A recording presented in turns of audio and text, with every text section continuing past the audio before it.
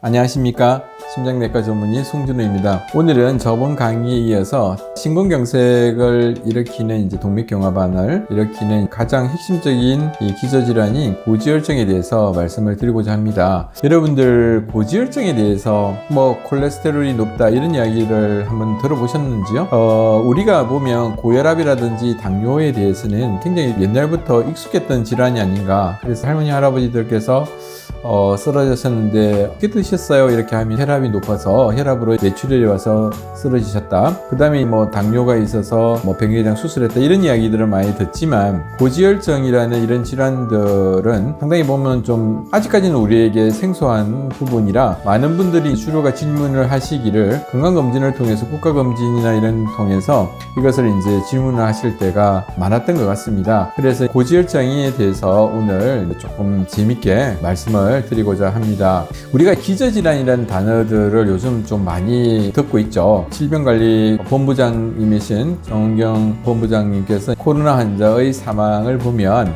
호흡기 질환보다는 심내혈관 질환을 일으키는 고혈압과 당뇨의 환자가 많았다라는 기저질환이 많은 분들이 사망에 이르렀다는 이야기를 하면서 많은 분들이 심혈관 기저질환이 뭔가에 대한 것도 외래에서 질문들을 합니다. 그래서 오늘은 기저질환을 일으키는 특히나 동맥경화반을 일으키는 기저질환인 고지혈증이 무언가에 대해서 제가 말씀을 드리고자 합니다. 고지혈증이라는 것은 말 그대로 혈중 콜레스테롤, 지질혈증이 높아져서 동맥경화반을 일으키는 하나의 원인이 된다. 동맥경화반을 일으키면 심장을 먹여 살리는 혈관인 관상동맥이라고 제가 말씀드렸는데 관상동맥이 막혀서 오는 것이 심근경색이고 그 다음에 뇌혈관이 막혀서 오는 것은 뇌경색이라고 제가 말씀을 드렸습니다. 그래서 동맥경화반을 일으키는 중요한 원인 물질이 콜레스테롤인데 이것은 영어고요. 그것을 우리 한자어로 쓰면 고지혈증이 되는 것이죠. 3대 영양소가 탄수화물과 지방, 단백질, 지방을 다른 말로 지질이라고 하는데 콜레스테롤의 구성을 보면 중성지방과 우리 몸의 나쁜 콜레스테롤, LDL 콜레스테롤 그리고 HDL 콜레스테롤의 총합을 우리가 총콜레스테롤이라고 합니다. 그래서 이 지질이라고 하면은 지방산과 그리고 콜레스테롤로 나누게 되는데 콜레스테롤 우리가 보면은 세포막과 호르몬의 구성물질인 콜레스테롤이죠. 그래서 콜레스테롤은 특징이 분해가 되지 않아서 에너지원으로는 쓸 수 없는 특징이 있죠. 그래서 우리가 세포나 혈관벽에 쌓이게 되는 이런 문제를 가지고 있습니다. 그래서 남은 양으로는 간에서 변형이 되어서 담즙으로 배설이 되는데 그 중에서 70% 이상이 소장에서 재흡수를 일으키는 것이죠. 아마도 이런 것은 우리 과거의 농경 사회를 거치면서 동물성 지방을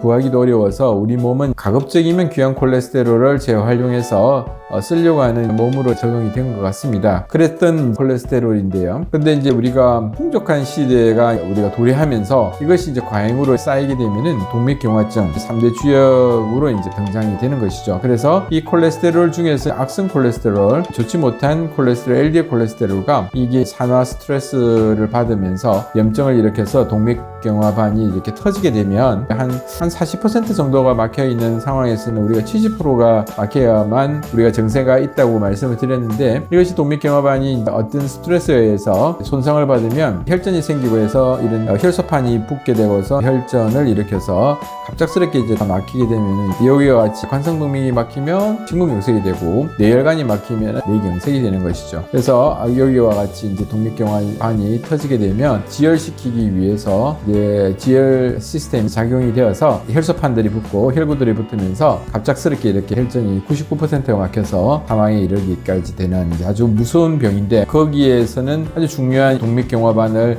일으킨 주 원료가 콜레스테롤이다. 이것을 꼭 말씀을 드리고 싶습니다. 이 그림을 보시면 우리가 간에서 콜레스테롤이 합성이 되어서 이게 말초세포로 LDL을 이렇게 유조차, 이 LDL이라는 것이 이게 콜레스테롤을 싣고 가는 간에서 말초세포로 싣고 가는 유조차에 해당하는 겁니다. 우리가 피검사를 통해서 LDL 수치를 하는 것은 이 유조차 대수를 우리가 세알라 보는 것이죠. 그리고 말초세포에서 다시 콜레스테롤을 간으로 보낼 때 HDL이라는 청소차를 사용을 합니다. 그래서 우리가 이 청소차가 숫자가 많으면 좋은 것이고 유조차가 많아서 콜레스테롤을 말초세포로 운반하는 LDL이라는 유조차 숫자가 많으면은 이것이 나쁜 것이다. 이렇게 이해를 하시면 됩니다. 그래서 LDL 콜레스테롤이 1mg이 올라가면은 심혈관 질환이 2에서 3%가 증가되니까 우리가 160인 환자보다 170이 한 20% 정도의 심혈관 질환이 증가되는 효과가 있겠습니다. 자, 그러면 우리가 이전에 인슐린 저항성을 설명하면서 중성지방에 대해서 말씀을 드렸는데, 이것이 이제 중성지방은 분해가 되면서 에너지로 사용을 합니다. 그래서 이게 분해되지 않으면은 지방세포와 간에 쌓여서 지방간이 되고 그리고 근육에도 쌓인다. 그래서 이제 근육이 보면 마치 우리가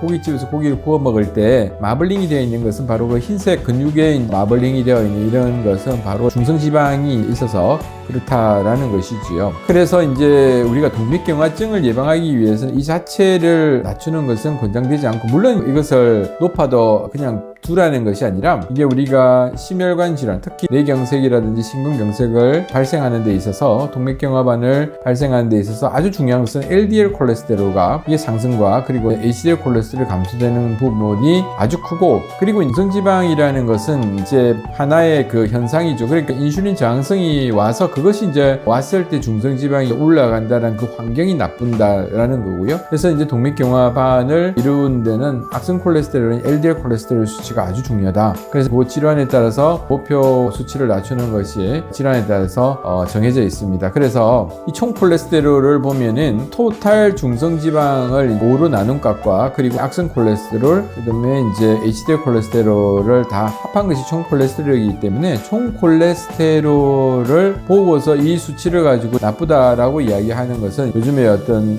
트렌드에는 안 맞고, 그래서 LDL 콜레스테롤이 얼마나 높은가, 그리고 이제 기저질환에 따라서 치료 목표하는 이런 수치가 다르거든요. 그리고 이제 HDL 콜레스테롤이 낮았을 때 이런 것이 어떤 영향을 주는가에 대한 것은 다음 강의에서 제가 중요한 정보를 여러분들과 공유하도록 하겠습니다. 그래서 다음 강의에서는 스테틴, 우리가 그 콜레스테롤을 조절하는 스테틴을 어떤 경우에서는 써야 되고 또 어떤 경우에서는 쓰기 전에 고려해서 생활습관 교정함으로써 콜레스테롤을 낮출 수 있을까에 대해서 중요한 정보를 여러분들께 말씀드리도록 하겠습니다. 감사합니다.